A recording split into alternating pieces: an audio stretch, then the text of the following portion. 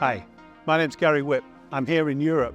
I'm at one of the biggest facilities there is, over 85,000 square feet of indoor facility for growing the most advanced medicine there is today, medicinal cannabis. Medicinal cannabis was legalized 5 years ago, and since then, it's gone from strength to strength. I'm going to talk you through the full journey from plant to patient and everything in between. Let's go and see. These growing rooms have approximately 2,000 plants in every one. There's 18 growing rooms here, so you can see how vast this facility is. What we're looking at, and the reasons we've had to do what we've done with the gloves and the decontamination, shoes, masks, etc., is because what we're looking to keep down is a microbial count on each of these plants.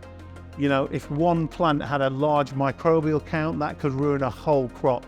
And it could mean that you'd have to look at things like irradiation, which we don't really want to be looking at. We want a non-irradiated product that's a top-notch product, no contamination, microbial count very low. That's what we're aiming for. This facility is probably one of the most technological facilities that there is.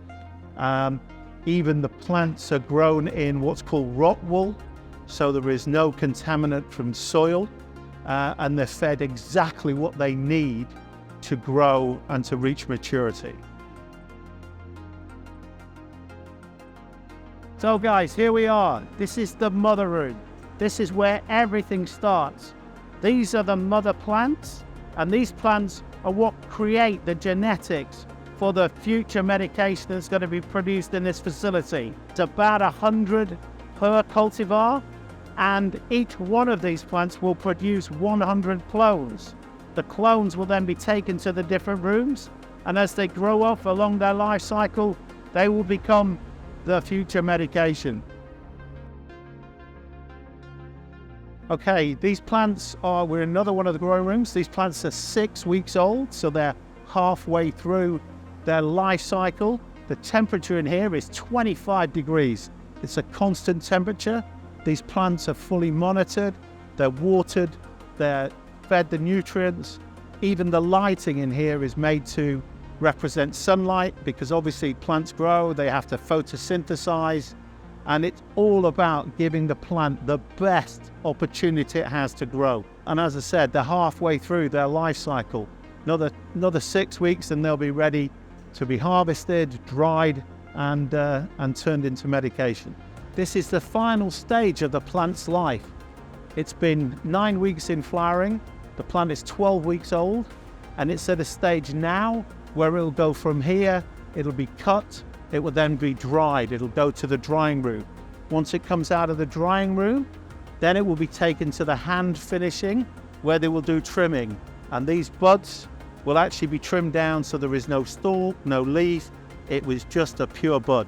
And the pure bud is the medication that the patients need. Behind me is the final part of preparation for the medication to go out. It's called the trimming room. I'm not going in there because it's crucial that there is no cross-contamination in that room.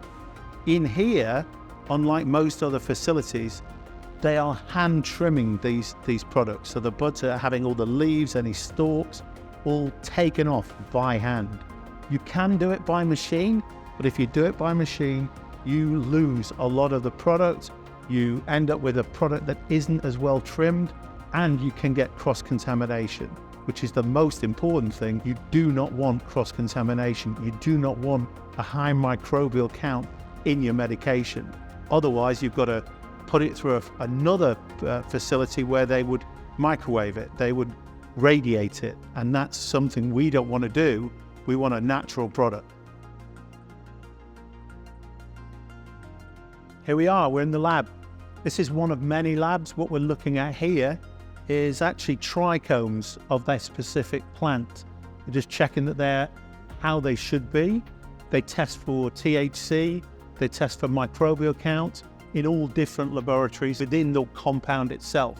So at every stage of this plant's life, it's tested and retested until it becomes medicine that's ready to be dispatched out all over the world for patients. Even though there are no pesticides here, it's all organic, they test for pesticides.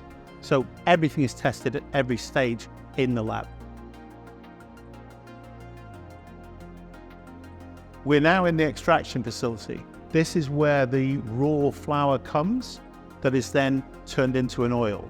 To give you an example, we're operating at something like -40 degrees, and we take 100 kilos of flour, and that is then turns into 15 kilos of oil. So we're now in the final stages of extraction. This is the product. It's almost pure THC. THC is the psychoactive compound that's in cannabis. Stands for tetrahydrocannabinoid. And that's the product that is the psychoactive part of the plant. So here we are, we're at the picking and packing stage. This is all done by hand, and that's to ensure that the trichomes are actually protected.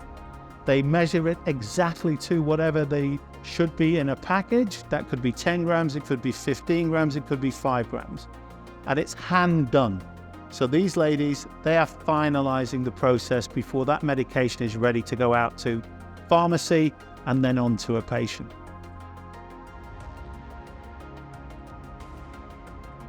Medicinal cannabis, it's not a miracle cure, but it changes people's lives. Patients that I've seen myself, patients that have been with us on this journey, incredible stories. We've got people who haven't worked for 5, 10 years who are now back at work. We've got people who haven't had a decent night's sleep for 3, 4, 5 years who are having a decent night's sleep and feeling so much better the next day just because they've had a full night's REM sleep. It's those kind of stories that just make you stop and think. And the more people start to look at medicinal cannabis as a medicine, the more it will change lots of people's lives.